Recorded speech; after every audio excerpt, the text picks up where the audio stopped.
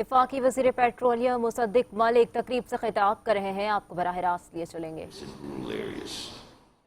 And as you know, although we're struggling, we're very slowly stabilizing and moving towards GDP growth, which is modest right now. But our GDP growth rate for last year in agriculture was 6.4%. 6.4%. Twice or thrice as much as our overall growth in the GDP. So what we are saying is already happening because we're already doing it. And inshallah, we'll continue to move in that direction. We also know that most of the agricultural produce that we have is perishable. You've seen fruits under the trees that rot. You've seen that.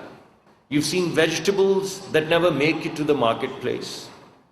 So our strategy is to create not big industrial parks, but to create very small industrial farms. In every district, whatever people are producing, we'd like to do value addition. We'd like to make jams and spreads and pulps and cold value chains and cold supply chains, so that about a third of our perishable goods, fruits and vegetables that get wasted, actually stepped over by our own feet, will create value out of them. And this value would be of export quality. So that's basically our strategy for the rural areas. So we have an urban area strategy, we have a rural area strategy. I've segmented and laid it out for you, because if you carefully think about it, some of it is for mid-skilled people, some of it is for high-skilled people. The SME for mid-skilled people, the IT for high-skilled people, the productivity improvement for the existing agriculturists, and basically value addition for the forward-looking agriculturists. And all of this converges to what? Exports. IT is what? Exports. SMEs would form clusters, and what would the clusters do? Enhance exports. And what would value addition in the agricultural economy do? Exports. And if we can focus on these exports, some of the examples of which I've given to you, I think we'll get out of this mess. So I want to tell you, ladies and gentlemen, that indeed we are going through a difficult time. But we are going to go through with this, because that's what makes Pakistan resilient, that's what makes Pakistanis resilient and great people. We've gone through a lot of hardship. There's a bit of hardship right now, but we'll go through this. This smoke screen would go away, and we'd begin to see the future that we've just laid out in a matter of hopefully a year or two. Now, do I further bore you with the energy, or is this good enough?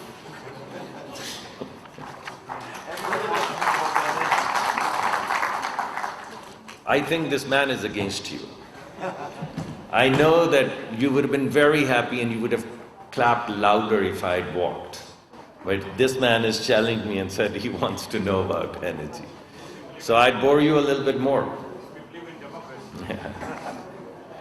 Look, we are a large country. We're about 240 million people. And we are growing at about 1.8%. We're also poised to grow between 3 and 4% GDP sustainably. That's the target. That's the sustainable growth target that we have. If we just look at our population growth, because every person born is going to require energy, our energy needs are going to grow from 85 million tons of oil equivalent to 117, 120 million tons of oil equivalent.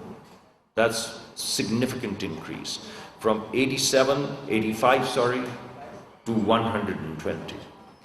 And if we are able to, as we are committed to, grow as much as we are saying, modest 3 to 4%, then these energy needs are going to move from 85 million tons of oil equivalent to roughly 170 million tons of oil equivalent, which means our requirements, our needs are going to double. That's a challenge, because we need to have energy access. That's the first challenge. But that's not the only challenge that we have. We also have a challenge of affordability. Even if we are able to have energy, how good is that energy if the people of Pakistan cannot afford it? And right now, if you look at the affordability matrix, it's creating a lot of hardship. And it's because of this hardship that we are coming up with all of these plans, the federal government plan to give 50 billion for the first 200 units of electricity, and the provincial government to give another 14 rupees, what is it called, support per unit, up to 500 units. So that clearly tells us that not only do we need energy, but we also need affordable energy. So that's basically the second important challenge. And the third challenge is that while our carbon footprint is minuscule, if you look at the heat map, you won't even find Pakistan anywhere in terms of its carbon footprint. I think the total carbon dioxide footprint is less than 200 metric tons of carbon. वफाकी वज़ीर petroleum Mossadegh Malik तकरीब से खिताब कर रहे थे। उन्होंने कहा कि रोजगार की फराहमी में IT के शोबे का अहम किरदार है।